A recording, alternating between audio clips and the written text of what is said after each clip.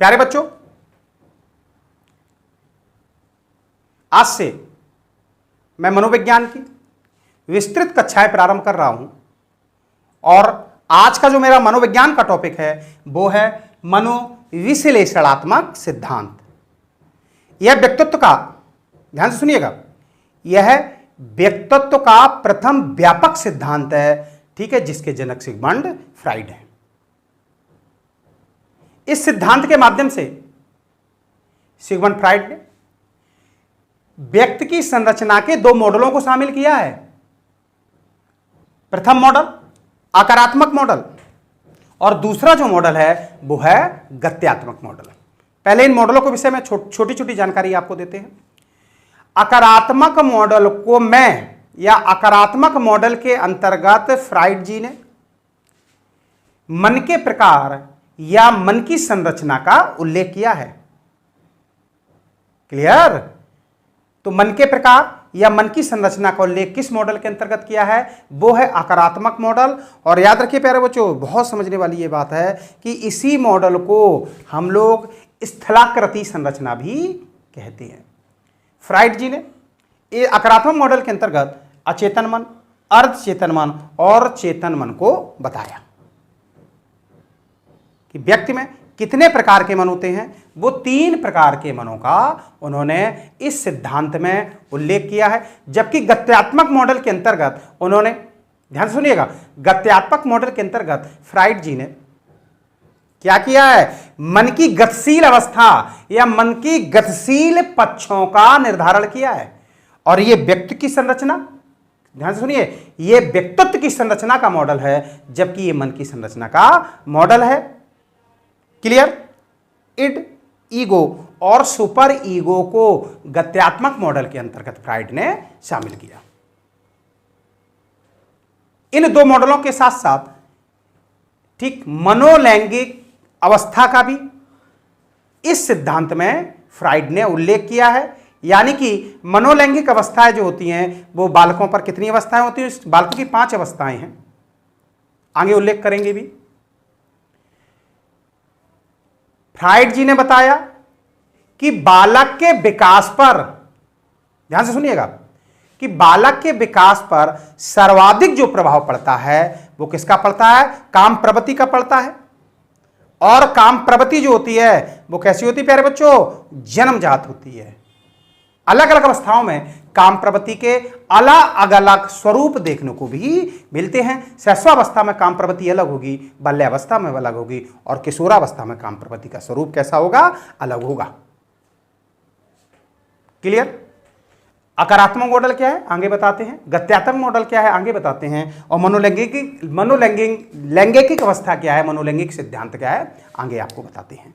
Clear है? तो इन सब टॉपिक को पढ़ाने से पहले हम आपको सिगमंड फ्राइड के विषय में कुछ जानकारियां देना चाहेंगे और आपको बताना चाहेंगे। तो ध्यान सुनिएगा, फ्राइड का नोट करिए, आप लोग भी नोट करिए कि सिगमंड फ्राइड का जन्म ऑस्ट्रिया के फ्रीबर्ग नामक शहर में हुआ था। कहां हुआ था प्यारे बच्चों? फ्रीबर्ग में हुआ था 6 मई 1856 में।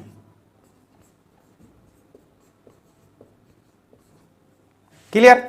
तो 6 मई 1856 में ऑस्ट्रिया के फ्रीबर्ग शहर में फ्राइड का जन्म हुआ। और सुनिए, 1881 में इन्होंने वियना विश्वविद्यालय से,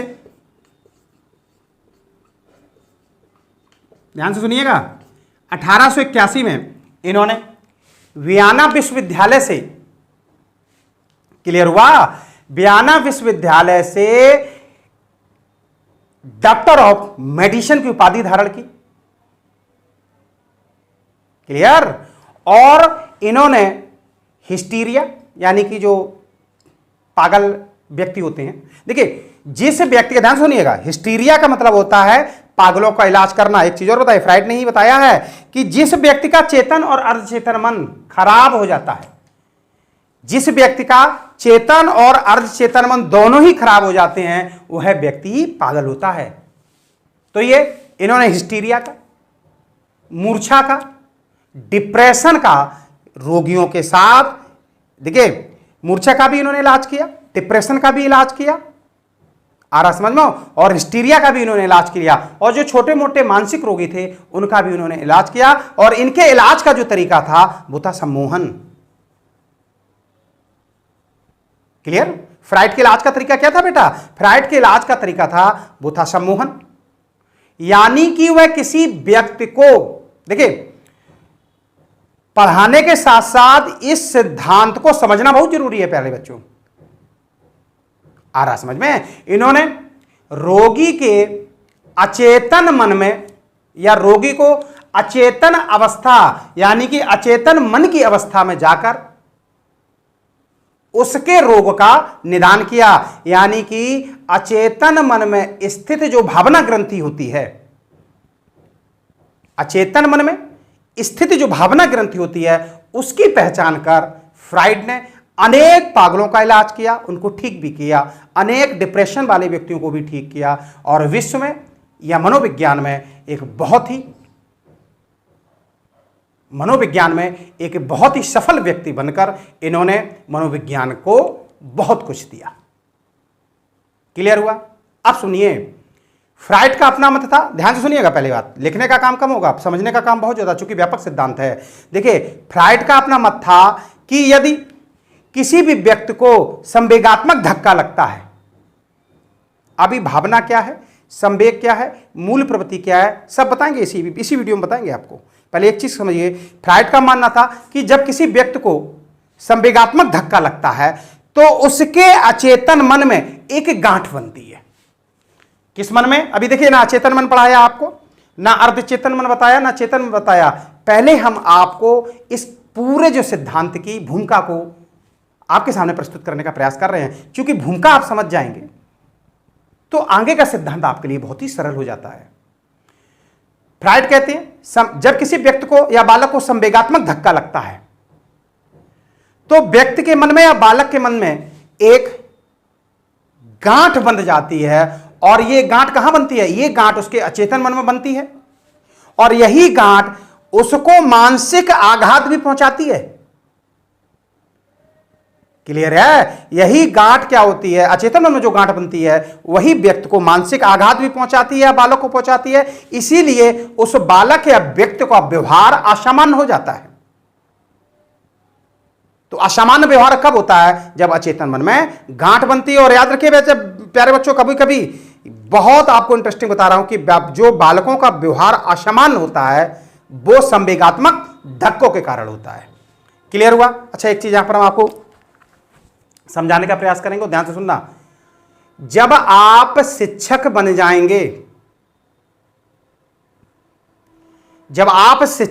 जाएंगे, अपना शिक्षण कार्य जब प्रारंभ करेंगे, यदि आपका आकारात्मक मॉडल और गत्यात्मक मॉडल बहुत अच्छे से पढ़ा है तो शिक्षण कार्य आप जैसे शिक्षकों के लिए बहुत ही सरल होगा।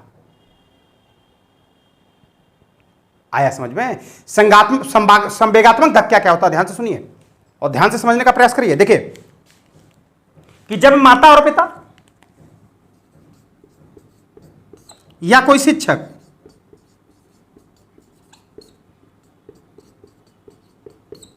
क्लियर है?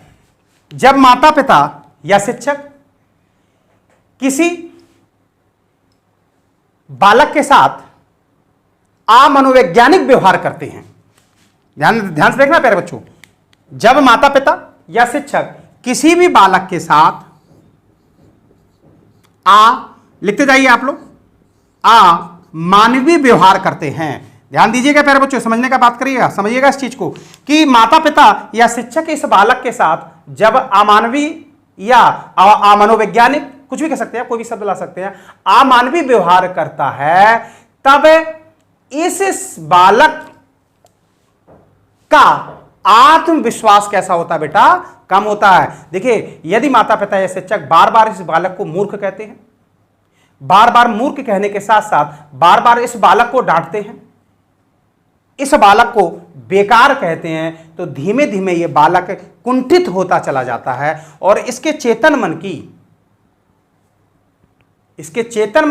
या इसकी जो इच्छाएं हैं वो दमित होकर अचेतन मन में पहुंचने लगती हैं, जिससे यह बालक मानसिक रोग का शिकार भी हो जाता है। आ रहा समझ में? जब माता पिता, फिर सुनिए, ध्यान से सुनिएगा, जब माता पिता या शिक्षक किसी बालक को हर बात पर डांटते हैं, उसको मूर्ख कहते हैं, उसको बेकार कहते हैं, तो बालक अपना आत्मविश्वास खो देता है। और कभी कभी ये छोटे छोटे बच्चे, नन्हे नन्हे बच्चे क्या होते हैं प्यारे बच्चों, रखना, मानसिक रोगों के क्या हो जाते हैं, शिकार हो जाते हैं। देखिए, इस लेक्चर के माध्यम से आप शिक्षक बनेंगे तो याद रखिए, यदि एक शिक्षक का कर्तव्य बताते हैं आपको, एक शिक्षक का कर्तव्य यह है, यदि उसके विद्यार्थी में सृजनशीलता और उसमें अध्ययनशीलता या उस बालक में अभिप्रेरणा कैसे विकसित की जाए, तो इस शिक्षक को सदैव विद्यार्थी के इस अचेतन मन को समझना चाहिए। क्लियर हुआ? संवेगात्मक धक्का समझ में आया?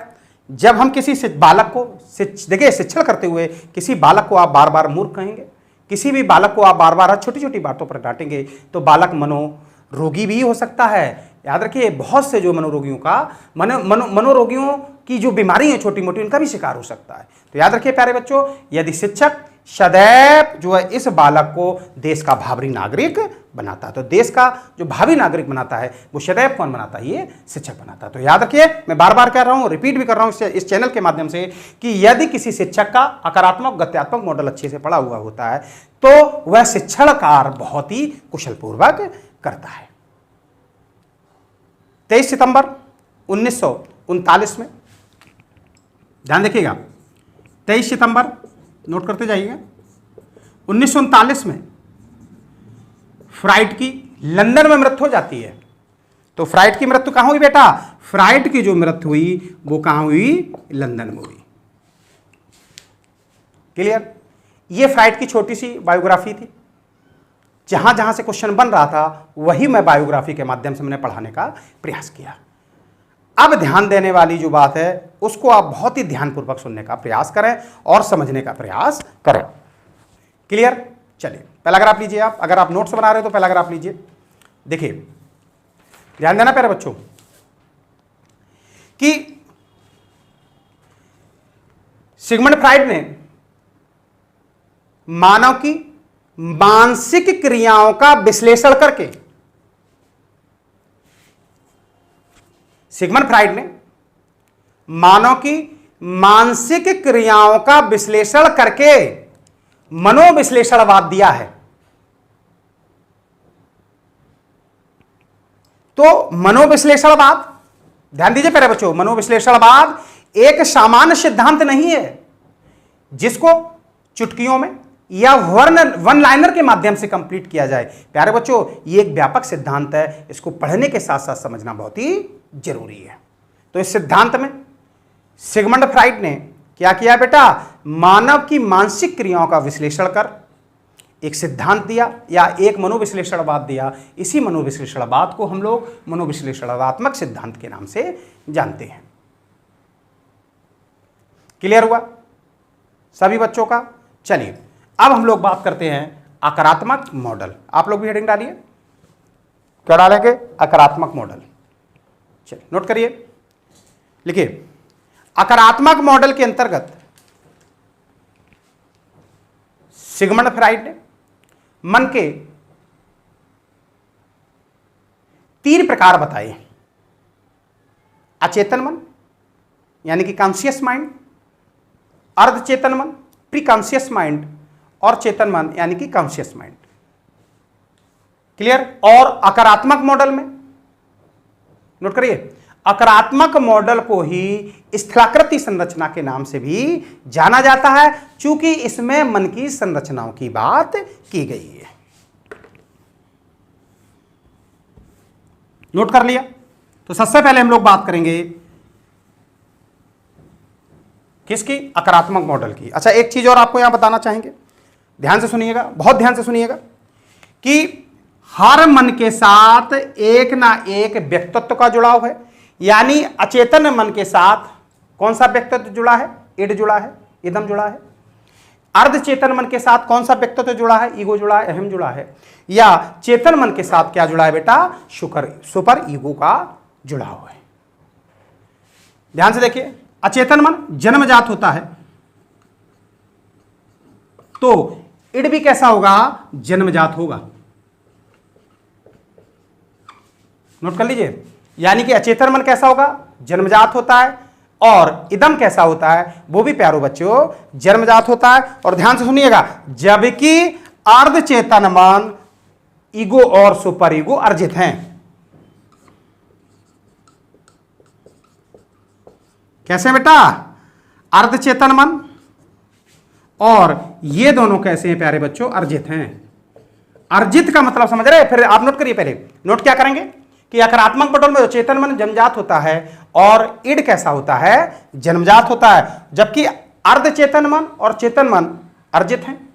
इसी तरह ईगो और सुपर ईगो भी अर्जित हैं। सुन लीजिए, यानी कि इन दोनों को शिक्षा, मानवीय और पारिवारिक मूल्यों से निखारा जा सकता है। यानी कि अर्चेतन मन और चेतन मन के साथ साथ ईगो और सुपर ईगो को, ध्यान से लिखिएगा, शिक्षा, मानवीय और पारिवारिक मूल्यों के साथ क्या किया जा सकता है बेटा? निखारा जा सकता है, यानी कि इसमें बदलाव किया जा सकता है। क्लियर है? तो सबसे पहले हम लोग बात करेंगे, हेडिंग डालिए आप लोग, चेतन मन।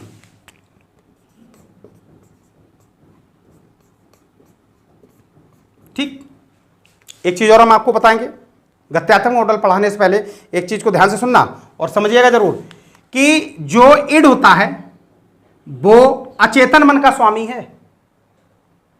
इड क्या होता है? जो इदम जो है वो अचेतन मन का स्वामी है, जबकि ईगो तीनों ही मनों के साथ कार्य करता है। लेकिन ईगो किसका है? चेतन मन का स्वामी है। जबकि सुपर ईगो, ध्यान दीजिए, सुपर ईगो सदैव नैतिक होता है और चेतन भी कैसे होते हैं? चेतन में सामाजिक, नैतिक और सांस्कृतिक इच्छाएं भी होती हैं। तो ये दोनों नैतिक होने के कारण सुपर ईगो भी चेतन मन का स्वामी है। क्लियर? इड किसका स्वामी है? अचेतन मन का स्वामी है।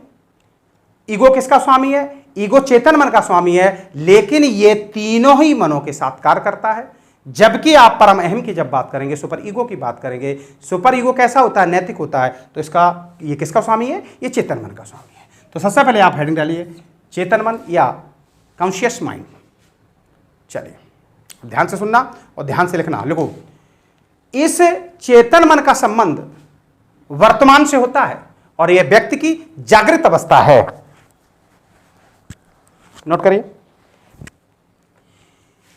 इस चेतन मन का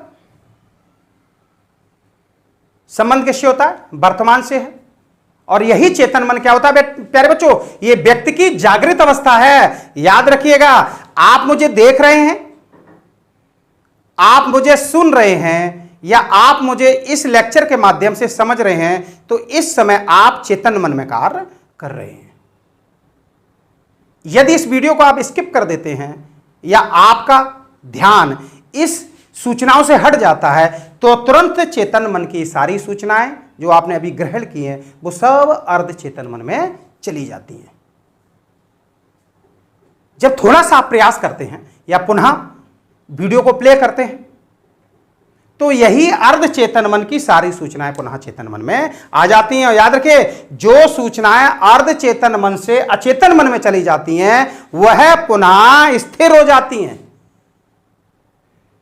देखिए, सब पढ़ाएंगे आपको, क्लियर बहुत कम लोग कराएंगे। मैं पूरा प्रयास कर रहा हूं, आप विश्वास करिए, इतना ज्यादा मैं आपको क्लियर करा दूंगा कि आपको एक बार वीडियो प्ले होने के बाद दोबारा आपको पढ़ने की जरूरत नहीं होगी। फिर सुन लीजिए, चेतन मन, इसका संबंध किससे होता है प्यारे बच्चे? वर्तमान से होता है।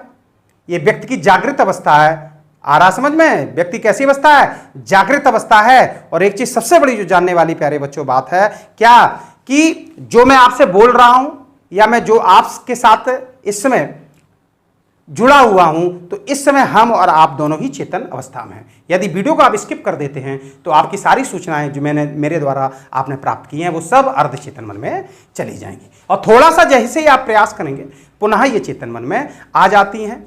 तो ऐसी कंडीशन को हम चेतन मन कहते हैं। और याद रखिएगा, बहुत इंपॉर्टेंट चीज आपको बताने का प्रयास करेंगे कि चेतन मन में आपकी इच्छा शक्ति होती है, यानी कि जो विल पावर होता है, बहुत बार क्वेश्चन आएगा कंपटीशन की इच्छा शक्ति किस मन में व्याप्त होती है, तो इच्छा शक्ति आपकी जो होती है वो चेतन मन में व्याप्त होती है। तो आपका जो विल पावर है, आपकी जो इच्छा शक्ति है, वो किस मन में व्याप्त है प्यारे बच्चों? वो है आपकी चेतन मन में व्याप्त होती है। और बहुत अच्छी चीज बताते हैं कि इस चेतन मन में, ध्यान से देखिएगा, इस चेतन मन में, ध्यान से सुनिए, इस चेतन मन में सामाजिक, लिखते जाइए आप साथ में, क्लियर हुआ, नैतिक, ठीक है, और सांस्कृतिक जो इच्छाएं होती हैं, यानी कि आपकी सामाजिक इच्छा, नैतिक इच्छाएं और जो भी सांस्कृतिक इच्छाएं होती हैं वो किसमें होती है बेटा? वो सदैव चेतन मन में होती है। क्लियर? आपके अनुभव नोट करिए, सब आता है।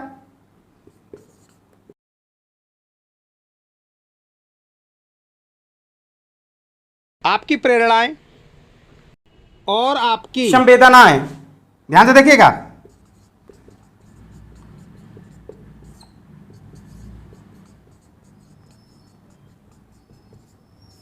ये किस भाग, किस मन के भाग के हैं, के एलिमेंट्स हैं, तत्व हैं, वो चेतन मन के ही भाग हैं। क्लियर है? अब बहुत ध्यान वाली बात है, और ध्यान से सुनिएगा और ध्यान से देखिएगा। हम तीनों ही मन को एक सेंटेंस के माध्यम से बताने का प्रयास करेंगे। सुन लो, फिर ध्यान से सुनिएगा, बार बार देखिएगा, समझिएगा सब चीजों को, कि जो चेतन मन होता है वह या उसका संबंध वर्तमान से होता है, और यह मानव की या किसी बालक की या किसी व्यक्ति की जागृत अवस्था है। इस मन के अंतर्गत सामाजिक, नैतिक, सांस्कृतिक इच्छाएं आती हैं, आपके अनुभव आते हैं, आप मेरी प्रेरणाएं जो आपको मिल रही हैं वो आएंगी, संवेदनाएं आती हैं, और इसके साथ साथ ध्यान दीजिए, सिगमंड फ्राइड ने क्या कहा है कि चेतन मन का भाग कितना होता है? 10% होता है। आपका विल पावर किस मन की देन है? आपकी इच्छा शक्ति किस मन की देन है? वो चेतन मन की देन है। ठीक है, तो चेतन मन, अर्धचेतन मन और चेतन मन को हम एक छोटे से एग्जाम्पल को समझाने का प्रयास करेंगे, इससे आपको सीखने का प्रयास कराएंगे। देखिए, एक ये छोटा सा बालक है, एक ये छोटा सा बालक है, देखते रहिए बालकों को आप, और ये छोटा सा बालक है, ध्यान दीजिएगा। चेतन मन, अर्धचेतन मन और चेतन मन हम आपको एक सेंटेंस में दिखाने का प्रयास करेंगे। आपने पूछा या आपका कोई प्रश्न है कि भारत के प्रधानमंत्री कौन है, तो तुरंत इस बालक ने यदि जवाब दे दिया, तत्काल बालक अगर जवाब दे देता है तो वह बालक उस समय कक्षा में चेतन मन से है। यदि यह बालक अटकता है जवाब देने में, हकलाता है, तो यह बालक उस समय अर्धचेतन मन में है। और यदि कोई बालक यह कहता है कि सर प्रश्न को दोबारा से बताइए, नहीं समझ में आ रहा है, तो उस समय उस कक्षा में यह बालक अचेतन मन में बैठा है। देखिए, एक सेंटेंस में समझाने का प्रयास किया, तत्कालीन अगर बच्चा जवाब दे देता है तो चेतन मन, अटकता है, हकलाता है, इस तरह से वो जवाब देता है, तो या फिर वह भूल जाता है, तो इस तरह से अगर वो जवाब देता है तो वह सारा अर्धचेतन मन में है बालक। और यदि वो दोबारा से क्वेश्चन पुटअप करने की बात करता है, दोबारा से क्वेश्चन पूछने की बात करता है और कहता मैं नहीं सुन पाया हूं, तो उस समय कक्षा में वह बालक किस प्रकार से है? वो बालक अचेतन मन में है। क्लियर? ध्यान से सुनिए और बिल्कुल जानने का प्रयास करिएगा इस चीज को, कि जब व्यक्ति कोई कार्य करता है, तो सदैव वह कार्य कैसा होता है? चेतन मन में होता है। पढ़ना, लिखना, गाना, खाना इत्यादि सब क्रियाएं कैसी हैं? चेतन मन की हैं। लेकिन सोना नहीं है, सोना अचेतन मन की क्रिया के अंतर्गत आता है। आगे पढ़ाने का प्रयास करूंगा, आपको बताने का प्रयास करूंगा इस चीज को। और अच्छा प्यारे बच्चों, एक चीज ध्यान से और सुनिएगा, नोट्स जरूर जरूर बनाइएगा। क्लियर हुआ? चेतन मन के विषय में हमने आपको बहुत सी जानकारी देने का प्रयास किया। और सुन लीजिए, जब बच्चा तत्काल जवाब दे देता है तो उस समय बच्चा कैसा है? चेतन मन में। अब हम लोग बात करते हैं अर्ध चेतन मन की। आप भी नोट करिए। तो क्लियर, एक चीज और देख लीजिए कि चेतन मन में सामाजिक, नैतिक, सांस्कृतिक इच्छाएं आती हैं, आपके अनुभव आते हैं, आपकी प्रेरणा आती है, और सारी संवेदनाएं किसमें होती हैं? चेतन मन में होती हैं। और सबसे बड़ा आपका जो विल पावर, जो इच्छा शक्ति होती है, वो किसमें होती है बेटा? चेतन मन में होती है। हम आप पढ़ रहे हैं, एक दूसरे से हम आप संपर्क में हैं, तो इस समय हमारा और आपका दोनों का जो मस्तिष्क चेतन मन में काम कर रहा है। यदि वीडियो को आप स्किप कर देंगे तो तुरंत ये आपका चेतन मन की जो मेरी द्वारा दी गई सारी सूचनाएं, वो आपके वीडियो स्किप करने से सब कहाँ पहुंच जाएंगी? अर्ध चेतन मन में पहुंच जाएंगी। और सुनिए, अर्ध चेतन मन के, और एक चीज और आपको बताने का प्रयास करूंगा कि यह मन थोड़ा सा जब आप प्रयास करते हैं तो तुरंत यह अर्ध चेतन में गई हुई सारी सूचनाएं तुरंत आपके चेतन मन में आ जाती हैं। अब हेडिंग डालिए, आप क्या डालेंगे? अर्ध चेतन मन। प्यारे बच्चों, अर्ध चेतन मन पढ़ाने से पहले हम आपको चीज और बताना चाहेंगे, या हम आपको यहां पर पुनः मोटिवेट करना चाहेंगे। वो ध्यान से सुनने का प्रयास करिएगा। ध्यान से सुनिए कि मनोविज्ञान बहुत इंपॉर्टेंट चीज है कि मनोविज्ञान में कुछ टॉपिक ऐसे हैं, वो 6-7 टॉपिक ऐसे हैं जिनको तैयार करना बहुत ही जरूरी होता है। मनोविज्ञान में सिगमंड फ्राइड, जीन पियाजे, वाइगोत्स्की, वाटसन, पावलोव, ठीक है, विलियम मैकडूगल और बांद्रा, इनका मनोविज्ञान में बहुत बड़ा योगदान है। इन्होंने मनोविज्ञान को बहुत ऊंचाइयों तक पहुंचाया है। इसलिए टेट का एग्जाम हो, या सीटेट का एग्जाम हो, या सुपर टेट का एग्जाम हो, इसके अलावा एजुकेशन से आपका पीजीटी हो, और बीएड और बीटीसी की जो सेमेस्टर परीक्षाएं होती हैं, उसमें भी टॉपिक आपके लिए बहुत ही हेल्पफुल होगा। क्लियर हुआ? एक चीज और सुनिए, जब आप प्यारे बच्चों शिक्षक बन जाएंगे, तो मेरी बात याद रखिएगा सदैव, जब आप शिक्षक बन जाएंगे तो शिक्षण कार्य करते समय, दोबारा रिपीट कर रहा हूं, यदि आपका आकारात्मक मॉडल और गत्यात्मक मॉडल तैयार है तो शिक्षण आकार आपका बहुत ही सुलभ होगा, और आप इन छोटे छोटे बच्चों को भावी देश का नागरिक बना पाएंगे। क्लियर हुआ? अब हेडिंग डालिए आप, अर्ध चेतन मन या प्री कॉन्शियस माइंड। देखिए, अभी हम लोग गत्यात्मक मॉडल की बात नहीं कर रहे हैं, पहले अच्छे से आप समझिएगा अर्ध चेतन मन। क्लियर? देखिए, नोट करिए कि अर्ध चेतन मन चेतन मन और अचेतन मन के बीच में स्थित होता है। इसीलिए देखिए, मैंने ब्रिज बना रखा है। अभी आगे जब पढ़ेंगे तो इस ब्रिज का आपको खेल बताएंगे, पूरा आ रहा समझ में? तो आप नोट करिए कि अचेतन मन जो होता है वो चेतन मन, और अर्धचेतन मन जो होता है वो चेतन मन और अर्धचेतन मन के क्या होता है? बीच की अवस्था होती है। अर्धचेतन मन को ज्ञान की ऊपरी अवस्था कहा जाता है। नोट करो, अर्धचेतन मन को ज्ञान की ऊपरी या अवस्था या ऊपरी परत के नाम से जाना जाता है। देखिए, ध्यान से सुनिए, किसी भी कार्य के लिए जब आप किसी चीज के लिए जब आप थोड़ा सा प्रयास करते हैं, ठीक है, तो वह चीज वह कार्य आपको याद आ जाते हैं। क्लियर? तो ज्ञान की ऊपरी परत कौन है? अर्धचेतन मन है। अर्धचेतन मन आप देख रहे हैं इस डायग्राम में, देखिएगा, अर्धचेतन मन इस डायग्राम में चेतन मन और अचेतन मन के मध्य स्थित है। ये ब्रिज क्या है, आगे आपको पढ़ाने का प्रयास करेंगे, बताने का प्रयास करेंगे। अब ध्यान से सुनिएगा प्यारे बच्चों, जीवन में जौन जौन विद्यार्थी असफल हुआ है, या जीवन में जौन जौन व्यक्ति असफल हुए हैं, सदैव उन्होंने अर्ध चेतन मन में ही कार्य किया है। यानी कि अर्ध चेतन मन आपकी या मेरी असफलता को बताता है। अर्ध चेतन मन क्या होता है बेटा? असफलता का घोतक है। और याद रखिए, बहुत इंपॉर्टेंट चीज है कि हमने, आप अध्यापक बनने जा रहे हैं, आप टेट की तैयारी करेंगे, आप सुपर टेट की तैयारी करेंगे, आ रहा समझ में? अच्छा बच्चों, एक चीज याद रखिएगा कि ध्यान से सुनिए कि जो आप पढ़ाई करते हैं या मैं जो पढ़ा रहा हूं वह सब चेतन मन में है। पढ़ा हुआ जो भी हमारा पढ़ा हुआ है वो पढ़ने के बाद वो अचेतन मन में जाके स्टोर हो जाता है या स्थिर हो जाता है,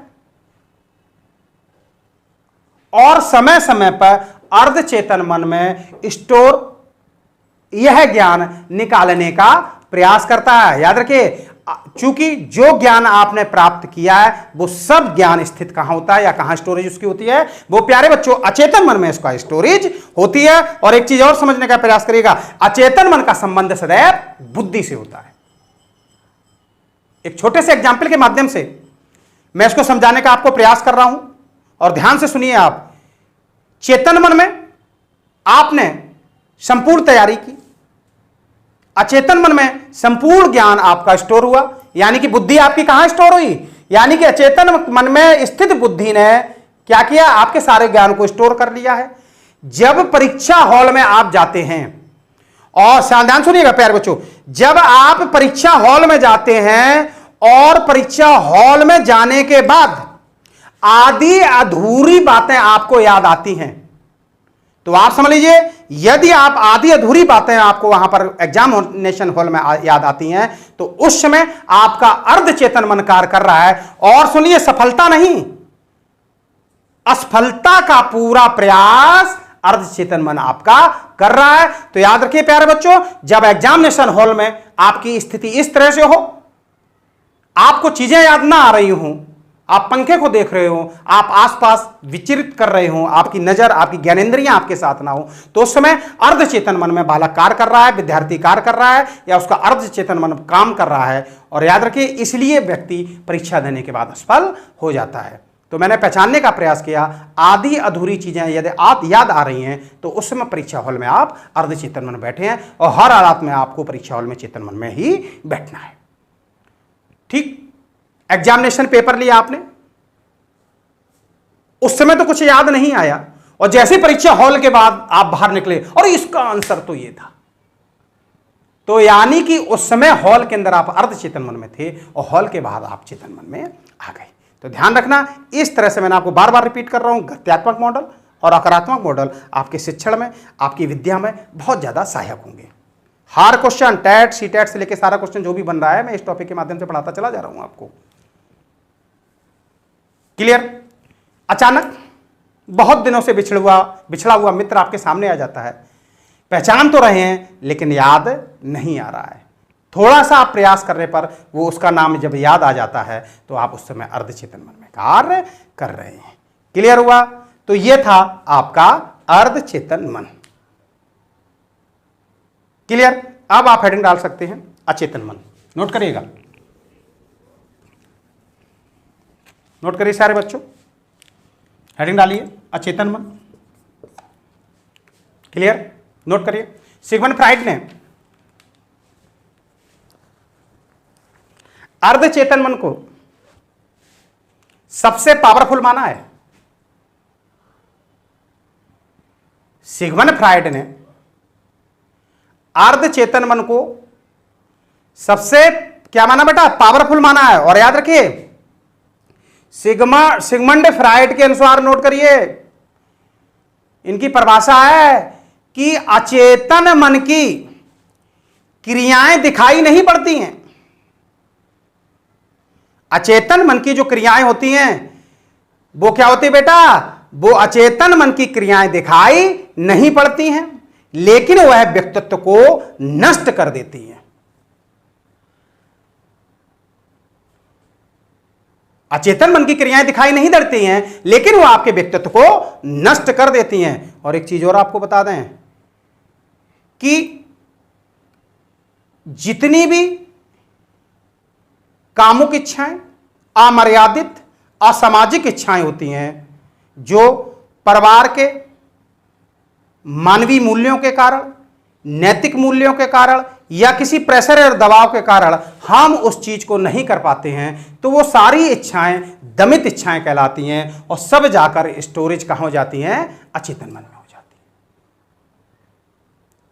नैतिक दबाव, पारिवारिक दबाव या सामाजिक दबाव के कारण कुछ हम करना चाहते थे, लेकिन इन तीनों दबाव के कारण वो हम नहीं कर पाए। छोटा सा एग्जाम्पल देते हैं। छोटे छोटे बच्चे सिगरेट पीना चाहते हैं, ठीक है, प्रारंभ भी करते हैं, ध्यान दीजिएगा, और उनके साथ क्या होता है? ये तीनों दबाव कार्य करते हैं। जब वो कहीं पीने जाते हैं तो ये कहते हैं मम्मी ना देख ले, ठीक है, कोई रिश्तेदार ना देख ले, कोई पड़ोसी ना देख ले, तो सिगरेट पीने की उनकी इच्छा कैसी होगी? दमित इच्छा हो गई और सब अचेतन मन में स्टोर हो गई। और याद रखिए, जब आप बड़े होंगे और उसी तरीके से आप उस छोटे बच्चे को पीते हुए देखेंगे, तो वही दमित इच्छा आपके व्यक्तित्व को प्रभावित करेगी। जितनी भी अमर्यादित इच्छाएं हैं, जितनी भी असामाजिक इच्छाएं हैं या जितनी भी दमित इच्छाएं होती हैं, वो सब अचेतन मन में ही आती हैं।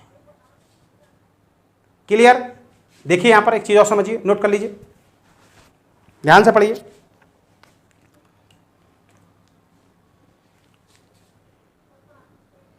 अचेतन मन के अंतर्गत, और देखिए जन्मजात है, ध्यान से सुनिए, अचेतन मन के अंतर्गत नोट करिए,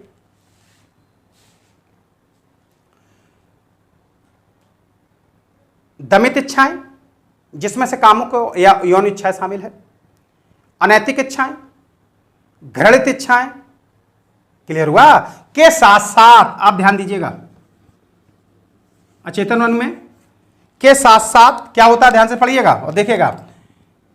बुद्धि, इंपॉर्टेंट क्वेश्चन है, किसमें आती है? अचेतन मन में आती है, ठीक। भावना किसमें आती है? अचेतन मन में आती है, ठीक है। संवेग किसमें आते हैं? अचेतन मन में आते हैं। और आपकी आती है मूल प्रवृत्ति। मूल प्रवृत्ति किसमें आती है बेटा? अचेतन मन में आती है। तो यानी कि आदतें भी ले लीजिए, आदतें किसमें आती है बेटा? अचेतन मन में आती हैं, क्योंकि इसी अचेतन मन में, ठीक है, तर्क आते हैं, इसीलिए इस अचेतन मन को तार्किक मन के नाम से भी जाना जाता है। फिर देखिए बुद्धि, सुन लीजिए, सिगमंड फ्राइड ने अचेतन मन का कितना परसेंटेज बताया है? सिगमंड फ्राइड ने 90% जो है अचेतन मन को बताया है। और कैसा होता है? जन्मजात होता है। बुद्धि का संबंध अचेतन मन से, भावना, संवेग, मूल प्रवृत्ति, आदत, तर्क, जो तर्क की भावना आप में आती है या जो आपका मन तार्किक बनता है, वो किसके कारण प्यारा बच्चों बनता है? वो अचेतन मन के कारण ही बनता है। नोट करिए।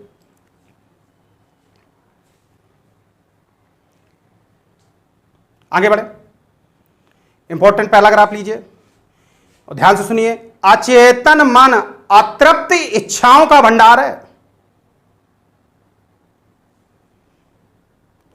कूट अनुभूतियां, दुखद बातें सब आपकी अचेतन मन में ही आती हैं। फिर बता रहा हूं एक बार, जब आप प्यारे बच्चों शिक्षक बन जाएं तो शिक्षण कार्य करते समय बच्चे के अचेतन मन का अध्ययन करना आपकी जिम्मेदारी बनती है। इसीलिए आपको मनोविज्ञान पढ़ाया जा रहा है। यानी कि जीवन में हमको डीएम बनना था, एसडीएम बनना था। ध्यान से सुनिएगा, एग्जाम्पल के माध्यम से बेसिक बता देते हैं। हमने चेतन मन में प्रयास किया, बहुत पढ़ाई की, पढ़ने के बाद हमारी सारी नॉलेज या हमारा सारा ज्ञान या हमारी कहां पर स्टोर हुआ? अचेतन मन में स्टोर हुआ। लेकिन किसी कारणवश हम डीएम ना बन सके। क्लियर है? इतने प्रयास के बाद भी हम डीएम ना बन सके या आप डीएम या शिक्षक ना बन सके, तो याद रखिएगा, जब आपके साथ का तैयारी करने वाला कोई व्यक्ति डीएम या शिक्षक बन जाता है, आपके साथ का तैयारी करने वाला कोई व्यक्ति डीएम या शिक्षक बन जाता है, तो याद रखना प्यारे बच्चों, तो यही दमित इच्छाएं आपके व्यक्तित्व को और आपको व्यवहार को प्रभावित करती हैं कि हम डीएम या शिक्षक नहीं बन पाए लेकिन अगला बन गया। और कभी कभी यही सोच आपको या हमको मनोरोगी भी बना देता है। तो यह क्वालिटी किसकी है बेटा? यह क्वालिटी थी अचेतन मन की। आ रहा समझ में? देखिए जरा अचेतन मन, क्लियर है? इस डायग्राम के माध्यम से समझाने का प्रयास करूंगा। अचेतन मन में जो ऊपर का व्हाइट पार्ट है ये चेतन मन है, बीच में जो लेयर है वो अर्ध चेतन मन है, और नीचे वाला जो सबसे बड़ा भाग है वो क्या बेटा? वो आपका अचेतन मन है। नोट करिए, जब हम बोलते समय या लिखते समय कोई गलती करते हैं, जब हम बोलते समय या लिखते समय कोई गलती करते हैं, तो यह गलती जो है हमारी अतृप्त इच्छा के कारण उत्पन्न कुंठा है। जब हम बोलते समय लिखते समय कोई गलती करते हैं तो वह हमारी अतृप्त इच्छा के कारण उत्पन्न कुंठा है, और यह कुंठा क्या है? दमित इच्छा है। क्लियर?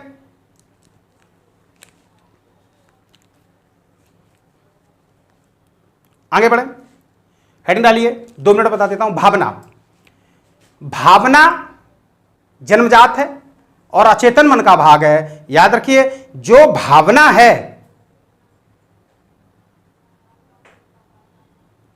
जो भावना है वो आपके मन का आंतरिक विचार है, और जब यही आंतरिक विचार आपके मन से, आपके मुख से बाहर निकल जाता है तो यह संवेग बन जाता है। आंतरिक विचार जब मुख्य भाग से निकल जाता है तो यही संवेग बन जाता है। और सुन लीजिए, और यही जो संवेग, यही आंतरिक भाग का जब क्रियात्मक रूप सामने आ जाता है तो वो आपकी मूल प्रवृत्ति बन जाती है। ठीक, आपको शिक्षक बनना है, आपके विचार आपके अंदर हैं, आपने हमको या अपने माता पिता से जाकर बतलाया कि मुझे शिक्षक बनना है, तो ये आपका संवेग हो गया। और वास्तव में आप पढ़ लिख कर जब शिक्षक बन जाते हैं तो ये आपकी क्या हो जाती है? मूल प्रवृत्ति हो जाती है। क्लियर हुआ भाई प्यारे बच्चों? अब ध्यान से सुनना, नंबर डालिए। अचेतन मन के अंतर्गत स्वप्न अवस्था, अचेतन मन के अंतर्गत चेतनाविहीन अवस्था, और अचेतन मन के अंतर्गत सम्मोहन अवस्था को रखा गया है। यानी कि व्यक्ति की स्वप्न अवस्था, व्यक्ति की चेतनविहीन अवस्था। देखिए, चेतनविहीन अवस्था का मतलब होता है कि जब कोई व्यक्ति रात में सोते समय चलने लगता है। ठीक है, बहुत सुना होगा आपने कि रात में वो सोते समय चला गया, बाथरूम भी चला गया, बाथरूम से आके फिर पुनः वो लेट गया अपने बिस्तर पर आकर। तो इस तरह की जो स्थिति होती है ये सदैव आपका अचेतन मन कराता है, चूंकि उस समय चेतन और चेतन मन कार्य नहीं कर रहे होते हैं। एक एग्जाम्पल बताते हैं तो और आपको अच्छे से समझ में आएगा। ध्यान से सुनना, ध्यान से सुनना, और इस चीज का एनालिसिस करना और अपने कैरियर के साथ साथ अपने गुणों में शामिल करना कि जिस व्यक्ति को स्वप्न, आ रहा समझ में? देखिए, interpretation of dream, Sigmund Freud की अपनी एक प्रसिद्ध किताब है। अभी किताबों की चर्चा हम आगे पार्ट में करेंगे। इंटरप्रिटेशन ऑफ ड्रीम नामक पुस्तक ने सिगमंड फ्राइड ने सपनों के आने के कारण की विवेचना की है। यानी कि जिस व्यक्ति के अंदर या जिस व्यक्ति को स्वप्न कम आते हैं तो उसके अंदर दमित इच्छाएं कैसी होती हैं? कम होती हैं। अच्छा व्यक्ति है, दमित इच्छाएं, देखिए जितनी दमित इच्छाएं होती हैं ज्यादातर कामुक होती हैं, यौन होती हैं, अमर्यादित होती हैं। समझ आए? मर्यादा पूर्ण काम नहीं करने देंगे आपको। असामाजिक होती हैं। आ रहा समझ में? ये जो आपकी इच्छाएं हैं या ये आपके जो तरीके हैं वो सब अचेतन मन में स्टोर हो जाते हैं। तो याद रखिए, जिस व्यक्ति को बार बार रिपीट कर रहा हूं, स्वप्न कम आते हैं। आप शिक्षक बनकर जब क्लास में जाएं तो बच्चे से पूछिए किसको सपना आता है, किसको क्यों नहीं आता है, तो आप तुरंत एनालिसिस कर लेंगे कि इस बालक के अंदर दमित इच्छाएं ज्यादा हैं या इस बालक के अंदर दमित इच्छाएं कम है। सुन लीजिए, जिस बालक के अंदर, बार बार कह रहा हूं, जिस व्यक्ति के अंदर दमित इच्छाएं कम होती हैं, इसको स्वप्न बहुत ही कम आता है। ये किस में लिखा गया? The interpretation of dreams, Sigmund Freud की अपनी किताब में। जिस बालक को या जिस व्यक्ति को स्वप्न कम आता है तो उसके अंदर दमित इच्छाएं कैसी होती हैं? कम होती हैं। और जिस व्यक्ति या बालक को स्वप्न बहुत अधिक आता है उसके अंदर दमित इच्छाएं कैसी होती हैं? बहुत अधिक होती हैं। क्लियर? अब देखिए अचेतन मन किस प्रकार से कार्य करता है और आपको अंदर से किस प्रकार से आनंद प्राप्त करा देता है। स्वप्न में आपको डीएम बनना था, आपको शिक्षक बनना था। स्वप्न में जब भी स्वप्न आएगा तो आप डीएम की उस क्रियाविधि में होंगे और अचेतन मन आपको स्वप्न में ही डीएम बना देगा, स्वप्न में ही आपको शिक्षक बना देगा। और यदि आप क्रिकेटर बनना चाहते थे और नहीं बन पाए तो स्वप्न में भी आपको वो तेंदुलकर बना देगा। तो और जैसे ही आपकी आंख खुलेगी, जैसे ही आपकी आंख खुली, अचेतन मन से आप किस मन में आ जाते हैं? चेतन मन में आ जाते हैं। तो ये छोटा छोटा सा जो बेनिफिट है ये सब आपको अचेतन मन देता है। क्लियर हुआ? अच्छा, एक नोट लगाइए। नोट इसका बहुत ही इंपॉर्टेंट है। देखिए नोट क्या है, लिखो। देखिए एक साथ हम तीनों का अध्ययन करके इसका विश्लेषण दे रहे हैं। नोट करिए, चेतन मन, ध्यान से सुनिएगा, जो व्यक्ति कार्य करता है, जैसे हम पढ़ा रहे हैं आप सुन रहे हैं, तो ये चेतन मन है। अर्धचेतन मन, व्यक्ति कार्य करते हुए जब असफल हो जाता है तो उसका किया हुआ कार्य अर्धचेतन मन का था। प्यारे बच्चों, जो आप कार्य कर रहे हैं वो चेतन मन से है। जब कोई व्यक्ति कार्य करते हुए असफल हो जाता है तो उसका उस कार्य करते समय किस प्रकार का मन था? वो अर्धचेतन मन है। और सुनिए, अचेतन मन के विषय में लिखिए, चूंकि अचेतन मन का संबंध बुद्धि से होता है, व्यक्ति किसी कार्य को तब करता है, सुन लीजिए, व्यक्ति किसी कार्य को कब करता है? पहले वो सोचता है या चिंतन करता है या अवधान करता है, तब जाके निर्णय लेता है कि हमको ये कार्य करना चाहिए या नहीं करना चाहिए। इस प्रकार के निर्णय कौन लेता है बेटा? अचेतन मन में लेता है। क्लियर? आ रहा है समझ में? चलिए एक छोटा सा हेडिंग डालिए, नोट करिए।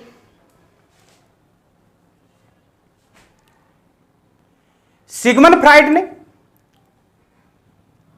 मन की तुलना पानी में तैरते हुए बर्फ के टुकड़े से की है। ध्यान देना, ये देखिए डायग्राम जो आप देख रहे हैं, सिगमंड फ्राइड ने मन की तुलना पानी में तैरते हुए इस बर्फ के शिलाखंड से की है। और ध्यान देना प्यारे बच्चों, ये जो डूबा हुआ भाग आप देख रहे हैं ये मन का 90% है, इसको अचेतन मन कहते हैं।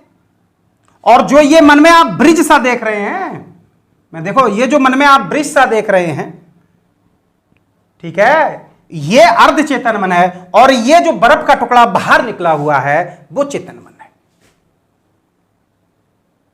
सिगमंड फ्राइड ने मन की तुलना किसने की है बेटा? सिगमंड फ्राइड ने मन की तुलना पानी में तैरते हुए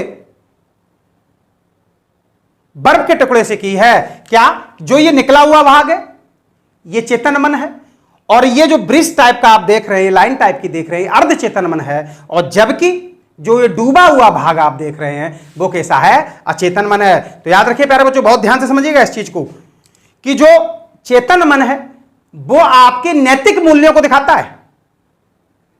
जो ये चेतन मन आप देख रहे हैं वो आपके नैतिक मूल्यों को दिखाता है, आपके अच्छे कार्यों को दिखाता है। क्लियर। और जो ये डूबा हुआ आपका मन है, जो ये अचेतन मन है, ध्यान देना, ये प्रत्येक व्यक्ति की गंदी भावनाएं हैं। आप किसी व्यक्ति के नैतिक गुण तो देख सकते हैं, लेकिन उसकी गंदी भावनाओं को नहीं देख सकते। आराह जो गंदी भावनाएं हैं वो 90% अचेतन मन के रूप में रहती हैं, और जो अच्छी भावनाएं, जो आपके नैतिक मूल हैं, वो आपको किसी भी व्यक्ति को के नैतिक मूल तो दिखते हैं, लेकिन किसी व्यक्ति की गंदी भावनाएं और अनैतिक मूल्य कभी भी नहीं दिखते हैं। लेकिन लेकिन लेकिन सुनिए, अर्धचेतन मन की बात करते हैं। सुन लो, अर्धचेतन मन का मुख्य कार्य क्या है, ध्यान से सुनिएगा, कि किसी भी बात को, ये अर्धचेतन मन जो देख रहे हैं, इसका मुख्य काम क्या है कि किसी भी बात को चेतन मन तक पहुंचाना या ना पहुंचाना, यह पट्टी कार्य करती है। यानी कि अर्धचेतन मन कार्य करता है कि कौन सी व्यक्ति के पास बात पहुंचनी चाहिए और कौन से व्यक्ति के पास बात नहीं पहुंचनी चाहिए। तो उसका निर्णय सदैव कौन करता है, वो अर्धचेतन मन करता है। और सुन लो, जब कोई व्यक्ति नशे में होता है, जब कोई व्यक्ति क्या होता है बेटा, नशे में होता है, तो याद रखना ये जो पट्टी होती है ये अदृश्य हो जाती है। जब कोई व्यक्ति नशे में होता है तो ये अदृश्य जो पट्टी कैसी हो जाती है, विलुप्त हो जाती है या खत्म हो जाती है। तो सुन लो, नशे के कारण वह व्यक्ति अपनी सारी पीड़ाएं, अपने सारे द्वेष और अपनी सारी दमित इच्छा अपने मुख के माध्यम से निकाल देता है। और जब नशा उतरता है तो उस व्यक्ति की पर्सनालिटी उसके सामने आ जाती है। आ रहा समझ में? तो याद रखनी है, अर्धचेतन मन ये डिसाइड करना है कि कौन सी बातें चेतन मन में आनी चाहिए और कौन सी बातें चेतन मन में नहीं आनी चाहिए। लेकिन नशा की स्थिति में व्यक्ति, आपने अक्सर सुना होगा कि नशा की स्थिति में व्यक्ति बिल्कुल सच बोल देता है। याद रखना, वो सच नहीं है, अर्धचेतन मन का वो पर्दा हट जाता है। तो याद रखिए, तो जो उसकी दमित असामाजिक अमर्यादित इच्छाएं हैं, वो सीधे चेतन मन में आकर उसके पर्सनालिटी को प्रभावित करती हैं। तो इस तरह से प्यारे बच्चों, आक्रामक मॉडल को मैंने पढ़ाने का प्रयास किया।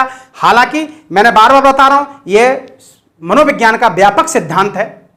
पढ़ने के साथ साथ समझना इसका बहुत ही जरूरी है। टैट हो, सीटैट हो, सुपर टैट हो, या पीजीटी आपका एजुकेशन से हो, या बीएड और आपकी बीटीसी की क्लासेस हो, सेमेस्टर क्लासेस हैं, उसमें ये आपके लिए बहुत ही हेल्पफुल होगा। प्यारे बच्चों, अगर कहीं मैंने इसको पढ़ाने में त्रुटि की हो तो प्लीज कमेंट्स बॉक्स में लिख के जरूर बताएं। और याद रखिएगा, मैंने आपको बताए 5-6 सिद्धांत अगर आप पढ़ लेते हैं तो मनोविज्ञान का 70 से 75% आपके टॉपिक कंप्लीट हो जाएंगे। बाकी की कुछ छोटी छोटी चीजें हैं, उसको वन लाइनर के माध्यम से कराया जा सकता है। ठीक है, तो गत्यात्मक मॉडल के साथ मनोविज्ञान के वीडियो नंबर 2 में हम लोग एक दूसरे के साथ होंगे। क्लियर है? God bless you. ईश्वर आपकी मदद करे आपको शिक्षक बनाने में। ठीक है, आपकी मदद करे। और प्यारे बच्चों, आप इस वीडियो को वायरल करिएगा। एक चीज और रखिएगा, ये पट्टी चल रही है target with Ram sir, please support करिएगा। जितना बच्चे हमको सपोर्ट करेंगे उतने ही और ऊर्जा के साथ इस प्लेटफॉर्म के माध्यम से हम आपको पढ़ाने का प्रयास करते हैं। धन्यवाद।